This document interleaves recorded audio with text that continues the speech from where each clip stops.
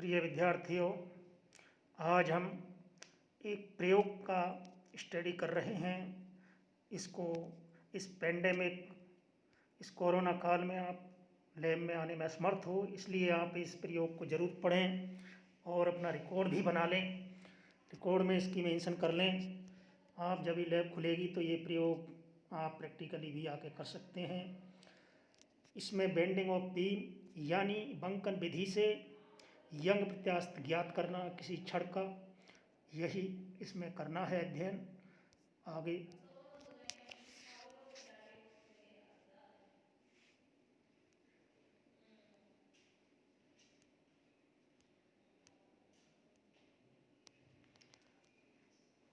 इसमें जो उपकरण हैं उनको आपको देखना होगा। ये प्रयोग है आपका। इसमें ये आधा किलो के वेट हैं और दो छुड़द्वारों के बीच पर ये छड़ रखी हुई है।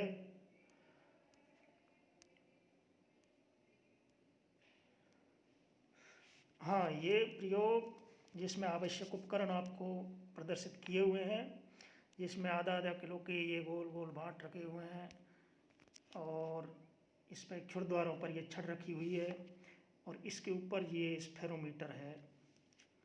स्फेरोमीटर ये लगा हुआ है, इसके नीचे ये नॉब है, इसको टच कराते हैं तो जितना ज़्यादा ये बेंड होगी छड़ उतना ही अपन को इसको टच कराना होगा। टच के लिए ये एक इलेक्ट्रिकल व्यवस्था है कि टचिंग होते ही इसमें गैल्वेनोमीटर में विक्षेप आ जाता है।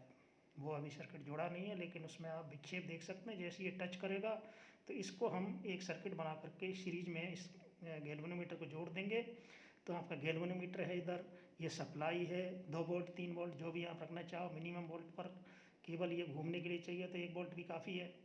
और ये स्फेरोमीटर है जिससे ये बेंड इसका मेजर किया जाएगा। और छड़ की लंबाई यहाँ से और यहाँ तक छुड़द्वारों के बीच की दूरी L कहलाएगी। इसकी चौड़ाई B कहलाएगी, मोटाई इसकी D कहलाएगी। ये सब मेजरमेंट करके हम यंग प्रत्यास्थ गुणांक बाई याद करेंगे। इसमें bending is the important part. छड़ का बेंड कैसे हो रहा है, आधा किलो वजन रखा, फिर आधा किलो वजन रखा, फिर आधा किलो रखा, इस तरह इसमें आधा किलो वजन बढ़ाते जाएंगे और इसमें कितना कितना बेंड हो रहा है इसको स्फेरोमीटर में हम पढ़ते जाएंगे। तो ये पाठ्यांक लेते हैं स्फेरोमीटर में, वो हम आपको दिखाएंगे। इसमें अपन को सावधानियां जरूर रखनी है। प्रयोग करने से पहले सावधानी इम्पोर्टेंट होती है, जिससे कोई त्रुटि ना हो, छुड़द्वारों पर सम्मिति ना रखा हो। तो कुछ चीज़ें हैं जैसे तो ये इसमें प्रयोग करने से पहले ये इस तरह की सावधानी और त्रुटियों को अपन को रखना है याद। सावधानी बहुत इम्पोर्टेंट है, प्रिकॉशंस आपको लेनी ही होती है। ये छड़ की मोटाई और छड़ की सब स्थान पर समान हो तो छड़ आपकी सम्मित होनी चाहिए और छड़ छुड़द्वारों पर सम्मित ना रखा हो, छड़ छुड़द्वारों पर सम्मित ना रखा हो।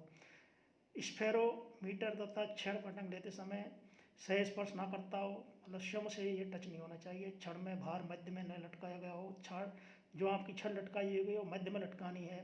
प्रत्यास्थ सीमा से अधिक भार लटका दिया गया हो, उससे ज़्यादा वजन नहीं लटकाना है, नहीं तो वो इलास्टिसिटी जो उसकी प्रत्यास्थ सीमा है उसके सहन करने की क्षमता से बाहर चला जाएगा और विकृति आ जाएगी उसमें। ये और जो सावधानियां हैं कि जो वाई का सूत्र है mgl³ अपॉन 4VD³, ये 4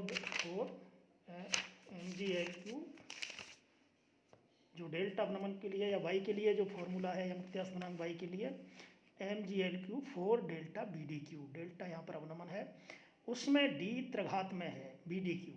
इसका मान सावधानी से एक स्क्रू गेज द्वारा छड़ के भिन्न भिन्न स्थानों पर ज्ञात कर औसत निकालना चाहिए। और छुड़द्वार धड़ाधार पर कसे होने चाहिए। प्रत्येक छुड़द्वार स्फेरोमीटर के स्क्रू से समान दूरी पर होने चाहिए। छड़ के मध्य बिंदु पर हैंगर लटकाकर भार धीरे धीरे रखना हटाना चाहिए और स्फेरोमीटर पाठ्यांक ठहर कर लेना चाहिए। आपने लिया, फिर गैप लिया, फिर वजन रखा, फिर गैप लिया, इस तरह आप इसको रखेंगे। छड़ पर लटकाया गया अधिकतम भार प्रत्यास्थ सीमा के अंदर ही होना चाहिए। स्फेरोमीटर से पाठ्यांक लेने के लिए स्क्रू को एक ही दिशा में घुमाना चाहिए, अन्यथा पिछल त्रुटि आ जाएगी। तो ये देखनी है पिछल त्रुटि ना रहे। संपिन मतलब इसमें आपको स्क्रू गेज से मेजरमेंट तरीका से आना चाहिए। संपूर्ण प्रयोग में छड़ की स्थिति में परिवर्तन नहीं होना चाहिए, अन्यथा छड़ के मध्य बिंदु की स्थिति में परिवर्तन हो जाएगा। अब ये आपकी प्रायोगिक व्यवस्था है।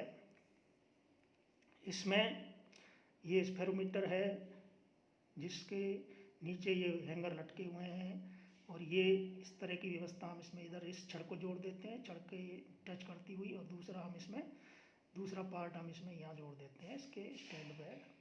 और इस तरह ये प्रयोग MgLQ4 डेल्टा BdQ। यहाँ बाह्य यंग प्रत्यास्थ गुणांक M लटकाया गया भार, G वृत्तीय त्वरण 9.8, L दो छड़ द्वारों के मध्य छड़ की दूरी, B छड़ की मोटाई, B छड़ की चौड़ाई और D मोटाई। D आपको ध्यान शुरुआत से ही याद करनी है क्योंकि इसमें DQ आता है तो वो इम्पोर्टेंट है। अब हम परीक्षण जब लेते हैं तो परीक्षण में सबसे पहले हमें ये B और D के मेजरमेंट करने होंगे कि जो आपकी जो छड़ दी हुई है उसकी B क्या है, तो 20 सेंटीमीटर में है तो चौड़ाई उसकी 8.5 सेंटीमीटर है। बर्नियर का 8 पाठ्यांक है और बर्नियर स्केल पर पैमाना 8 है और वैसे आरी मुख्य पैमाने पर 8.5 बर्नियर में। और चूंकि उसका लीस्ट काउंट होता है 1/10, मतलब एक हिस्सा 1 मिलीमीटर उसका 10 भागों में बटा हुआ है। तो इसका मतलब ये है एक मुख्य पैमाने पर 1 भाग और बर्नियर पर बने भागों की संख्या 10, तो उसका अल्पतमांक होता है 1/10, यानी उसका न्यूनतम जो मापने की क्षमता है 1/10 सेंटीमीटर यानी 0.1 mm।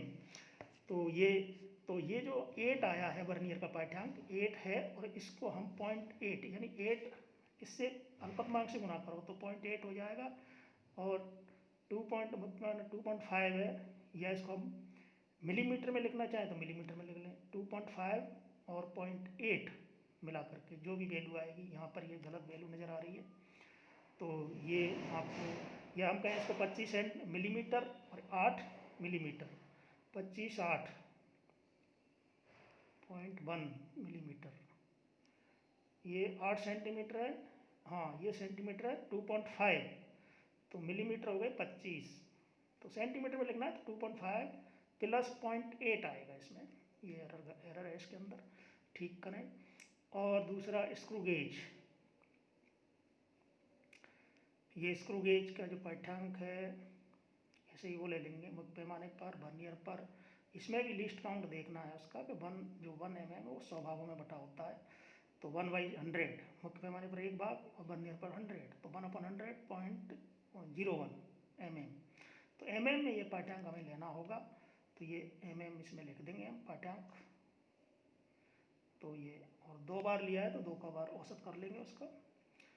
और इसमें स्फेरोमीटर जो लेते हैं हम, स्फेरोमीटर में जो वृत्ताकार पैमाना है उस पर 100 भाग बने हुए हैं और मुख्य पैमाने पर जो न्यूनतम भाग है 1 mm, तो 1 mm/100 0.01 mm ये स्फेरोमीटर का पाठ्यांक है। तो हम ये कहें कि सारे पाठ्यांक का मिलीमीटर में ले लो, बाद में उसको हम मीटर में बदलेंगे गणना में, तो ये एक सावधानी है ये भी रखनी है।